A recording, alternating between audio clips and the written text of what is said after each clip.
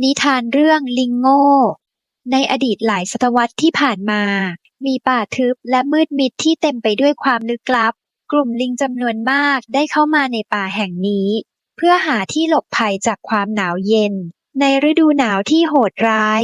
พวกมันต้องดิ้นรนเพื่อเอาชีวิตรอดในสภาพอากาศที่หนาวเหน็บคืนหนึ่งขณะที่พวกมันกำลังสำรวจป่าพวกมันได้พบกับแสงเล็กๆที่กระพริบอยู่ในความมืดเมื่อเข้าไปใกล้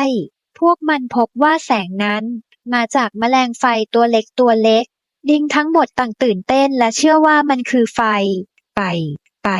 เรามีไฟแล้วพวกมันตะโกนด้วยความดีใจลิง2-3ตัวพยายามที่จะจับแมลงไฟแต่เมื่อพวกมันเข้าไปใกล้แมลงไฟก็หลุดหนีไปอย่างรวดเร็วทำให้ลิงรู้สึกผิดหวังและวิตกกังวลเกี่ยวกับอนาคตของพวกมันถ้าเราไม่สามารถจับมันได้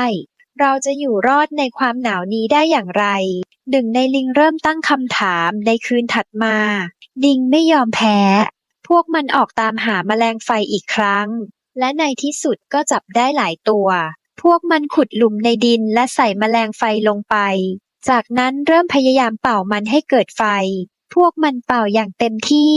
แต่กลับไม่รู้ว่ากำลังทำสิ่งที่ไร้สาระมีนกฮูกที่นั่งอยู่บนกิ่งไม้เห็นเหตุการณ์นี้จึงตัดสินใจเข้ามาเตือนว่าลิงนั่นไม่ใช่ไฟมันเป็นแมลงไฟเองนะพวกเธอจะไม่สามารถทำไฟจากมันได้นกฮูกกล่าวด้วยน้ำเสียงที่เต็มไปด้วยความดีและห่วงใยลิงได้ยินแล้วหัวเราะใส่นกฮูกและหนึ่งในนั้นตอบอย่างหยิ่งยโสว่านกฮูกแก่เองมันไม่รู้เรื่องการทำไฟเลยอย่ามารบกวนพวกเรากำลังจะทำให้มันเกิดไฟขึ้นมานกฮูกรู้สึกผิดหวังแต่ยังคงพยายามเตือนลิงอีกครั้งฟังคำพูดของฉันเถอะพวกเธอจะไม่สามารถทำไฟจากแมลงไฟได้ไปหาที่หลบภัยในถ้ำใกล้ๆดีกว่าจะช่วยให้พวกเธอรอดจากความหนาวเย็นได้แม้จะได้รับคำเตือนจากนกฮูกลิงก็ยังไม่เชื่อฟังพวกมันยังคงพยายามทำไฟจากแมลงไฟต่อไปเวลาผ่านไปหลายชั่วยามจนกระทั่งเกือบเที่ยงคืนลิงเริ่มรู้สึกเหนื่อยและหมดแรงพวกมันเริ่มตระหนักว่า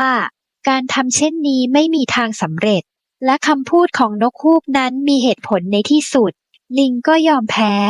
พวกมันมองหน้ากันและตระหนักว่าควรจะเปลี่ยนวิธีการพวกมันจึงตัดสินใจ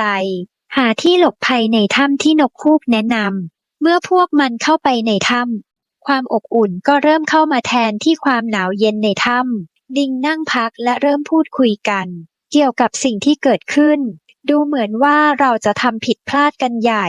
ลิงตัวหนึ่งกล่าวเราควรฟังคำเตือนจากนกฮูกตั้งแต่แรกอีกตัวหนึ่งเสริมว่าใช่แล้ว